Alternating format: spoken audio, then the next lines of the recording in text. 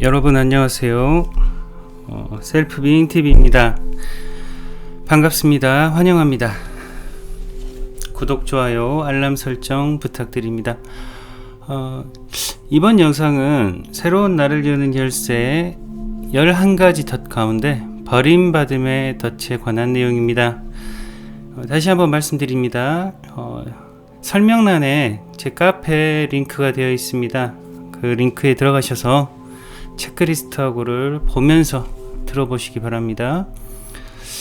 이 버림받음의 덫은 한 문장으로 하면 제발 나를 떠나지 마세요 라는 느낌입니다. 아시겠죠? 예, 그럼 체크리스트부터 한번 들어가 보겠습니다. 첫째, 사랑하는 사람들이 죽거나 떠날 것 같아 걱정을 많이 한다. 둘째, 사람들이 떠날까봐 두려워서 그들에게 매달린다. 셋째, 내게는 안정된 지지 기반이 없다. 넷째, 확실하게 나를 위해 있어줄 수 없는 사람들을 자꾸 사랑하게 된다. 다섯째, 내 인생에서 사람들은 늘 왔다가 가버리곤 한다. 여섯째, 사랑하는 사람이 떠나려 하면 필사적으로 매달린다. 일곱 번째, 사랑하는 사람들이 떠날 것이라는 생각에 사로잡힌 나머지 내가 그들을 쫓아버린다. 여덟 번째, 내게 가장 가까운 사람들은 예측하기가 힘들다. 어느 순간 있다가 가버린다. 아홉 번째, 주변에 꼭 사람이 있어야 된다. 열 번째, 마침내 나는 혼자가 될 것이다. 마찬가지로 절반 이상의 점수를 체크리스트에서 나온다라고 하면 이 덫이 나에게 유의미한 덫입니다. 그럼 이 버림받음의 덫은 삶에서 어떻게 표현될까요? 그런 느낌은 어떤 것일까요? 자, 첫 번째로 사랑하는 사람들을 잃고 감정적으로 영원히 고립될 것이라는 기본적인 믿음을 갖고 있습니다. 두 번째로 사람들이 죽고 당신을 내쫓거나 떠나든지 간에 혼자가 되었다고 느낍니다. 세 번째로 버림받고 그것이 영원히 지속될 것이라고 예상합니다. 네 번째로 마음속으로 당신의 운명이 완전히 홀로 사는 것이라고 느낍니다. 다섯 번째로 사랑에 대한 절망감을 주고 분리에 대해 불안해하면서 안정감이 없습니다. 여섯 번째, 사람들에게 너무 많이 매달리고 조금의 이별의 가능성에도 분노나 걱정을 합니다. 자, 일곱 번째, 연인 관계에서 감정적으로 의존하고 그러나 그러한 친근한 관계의 상실을 두려워합니다. 자, 여덟 번째, 이 덫의 발생 시기가 주로 언어 발달 이전이고요. 따라서 성인기에 이 덫의 기원에 대한 기억이 없는 경우가 많습니다. 아홉 번째, 단지 나는 완전히 외롭다. 누구도 나를 위해 있지 않는다고 느낄 뿐입니다.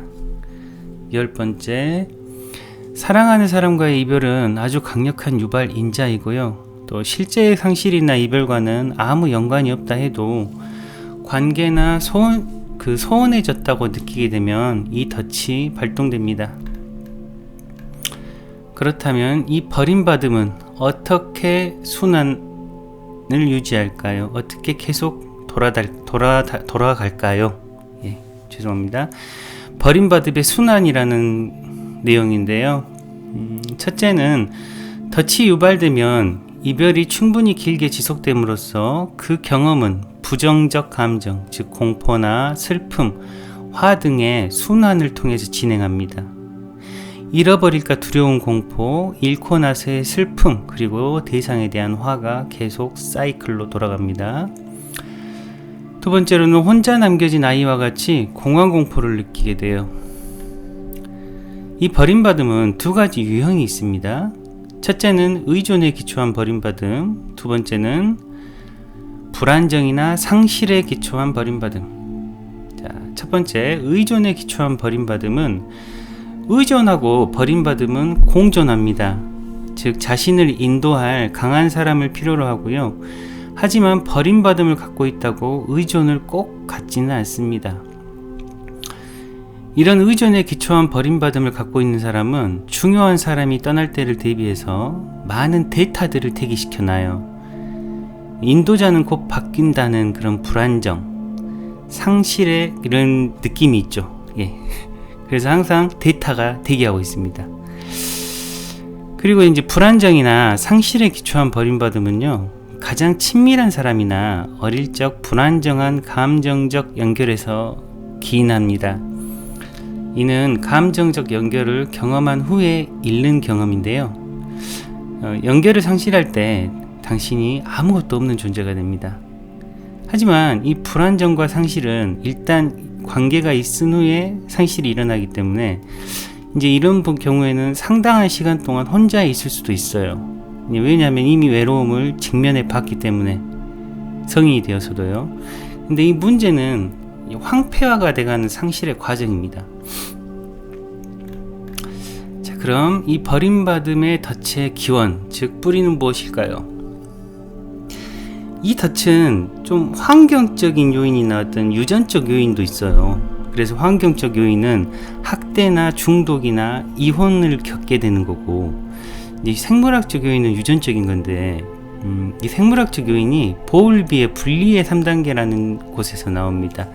즉 보울비는 아이가 양육자와 분리될 때 첫째로 불안을 느끼고, 두 번째로는 절망을 느끼고, 그리고 이 절망에서 이탈로 갔다가 3단계인 불안한 애착으로 갑니다. 즉 양육자가 갑자기 문을 열고 나가버려요. 그러면 이 아이는 불안에 빠지죠. 그러다가 절망에 빠지고 우울해졌다가 뭔가 새로운 대상을 만나면 애착 관계를 또 형성합니다. 그래서 이제 이 절망이 어느 정도 사라지잖아요. 그럼 냉담해져요. 그런데 이제 다시 양육자가 돌아오죠. 그러면 이게 굉장히 애착하긴 하는데 조금만 떨어지면 울고불고 난리치는 그 불안한 애착을 보입니다.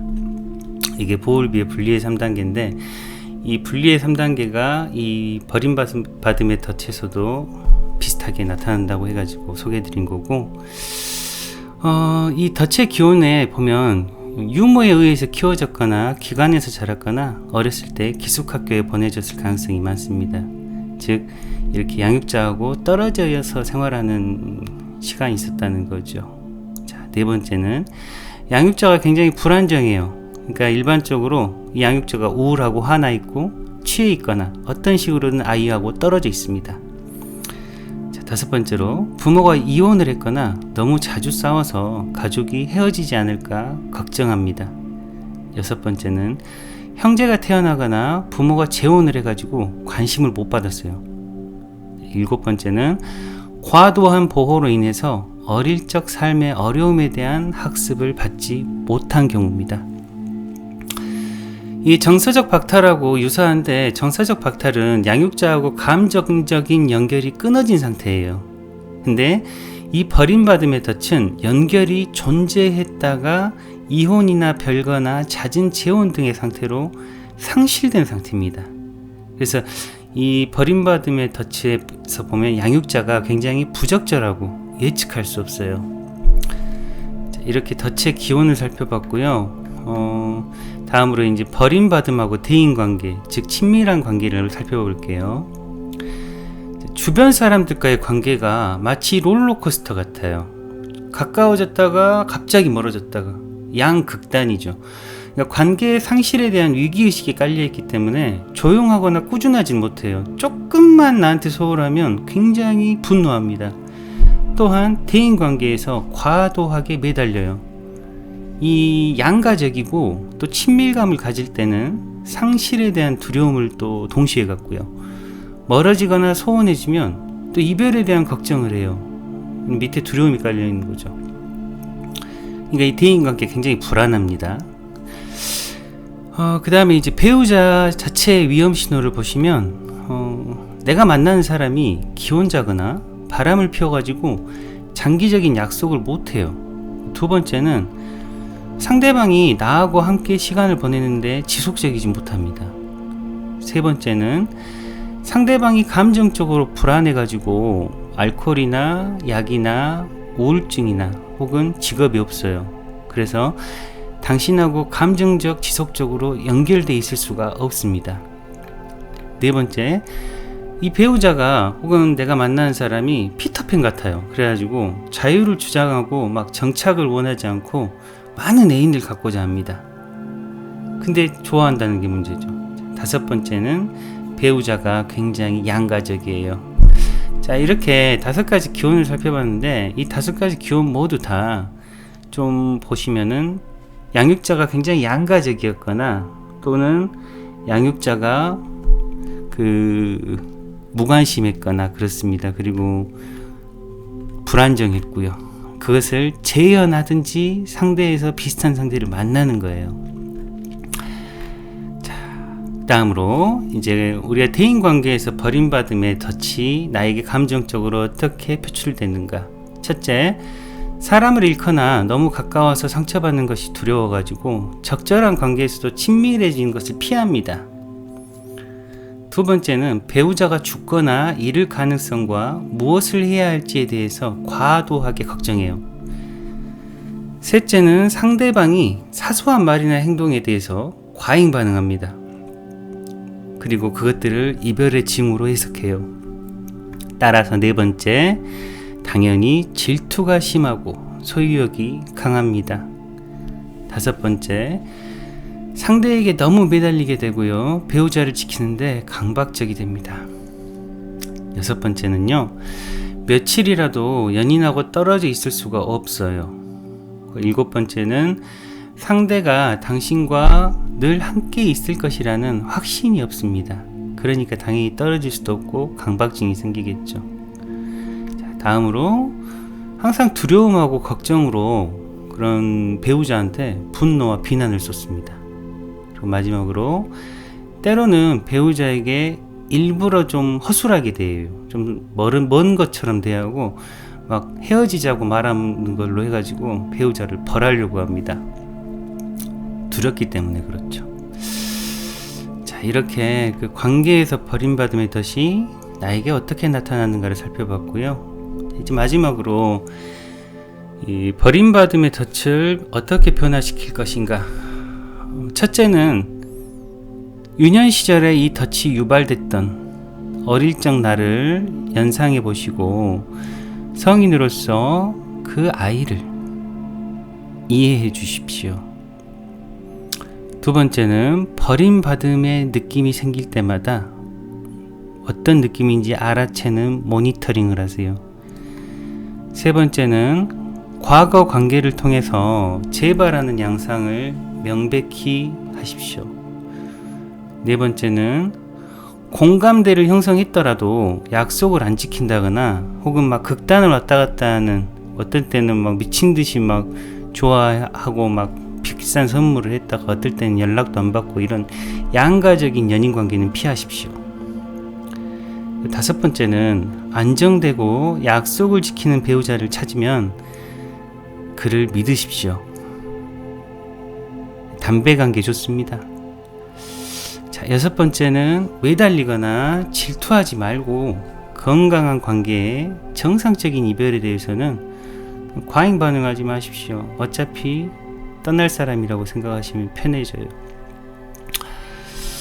예, 이렇게 오늘은 버림받음의 덫에 대해서 한번 쭉 살펴봤습니다. 긴 시간 시청해 주셔서 감사드리고요. 늘 여러분의 평온을 저의 평온만큼 기원 드립니다. 다시 한번 시청해 주셔서 감사드립니다.